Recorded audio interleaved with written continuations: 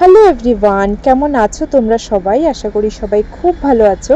তো এই ব্লগটা হচ্ছে এক সপ্তাহ পুরনো, মানে লাস্ট মঙ্গলবারের ব্লগ। এটা সোমবারেতে ছিল আমার মার আর বাবার অ্যানিভার্সারি, তো তারপরের দিনের আর কি ব্লগ এটা।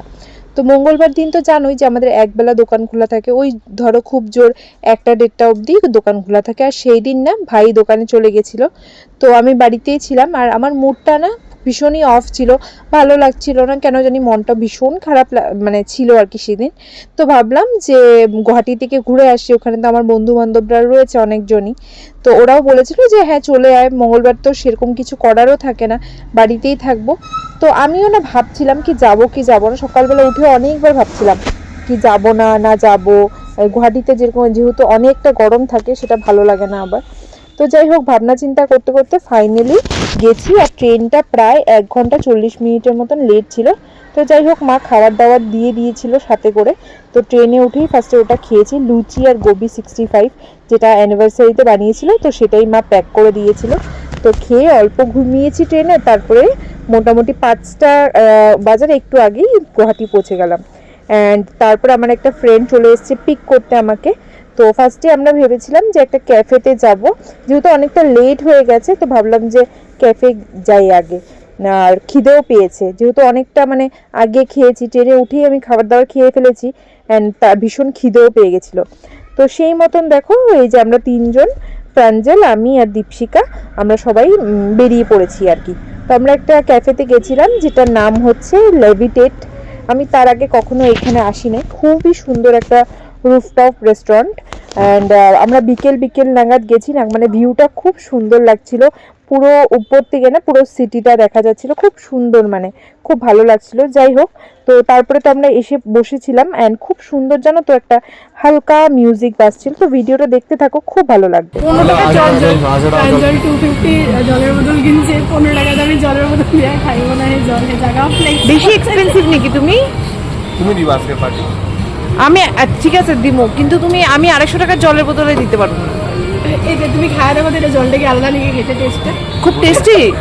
তুই আজকে জলই খাও তাহলে, আজকে জলই খাওয়া। দেখতেই তো পেলে আমরা খুব হাসি মজা করছিলাম ওই 250 টাকার জলের বোতল নিয়ে। আমি বলছিলাম যে আমার ব্যাগের মধ্যে 15 টাকার রেল নিডের বোতল আছে, সেটা খেলেই হবে, এটা এক্সট্রা খেয়ে তো আমার কিছু আলাদা লাগলো না। যাই হোক, তারপরে রেস্টুরেন্ট থেকে কমপ্লিমেন্টারি 1 বাউল পপকর্ন দিয়েছিল, আর ওরা অর্ডার করেছিল 2 কাপ চা, সেই বড় বড় কাপে চা দিয়েছে, আর হলো চিকেন ফ্রাইস আর ফ্রেঞ্চ ফ্রাইও দিয়েছে, যেটা খেতে খুবই টেস্টি ছিল। ঠিক আছে ঠিক আছে। আরে আমগো ঘরে মাটন বানাইছিল, বাট হে মাটন খায় না, এর লিগে আনি নাই। আমাদেরও নিয়ে আইছি ভাই। এত মটন খায়, মটন আর বাসন্তী বলা বেস্ট।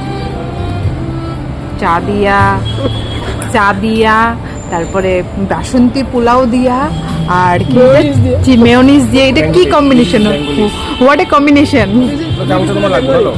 তো দেখতেই তো পেলে আমরা সবাই খুব মজা করে বাসন্তী পোলাও খাচ্ছিলাম। আসলে মা সাথে করে দিয়ে দিয়েছিল বাসন্তী পোলাও কিছুটা, মানে খাওয়ার জন্য, যেটা আমি খাই নাই।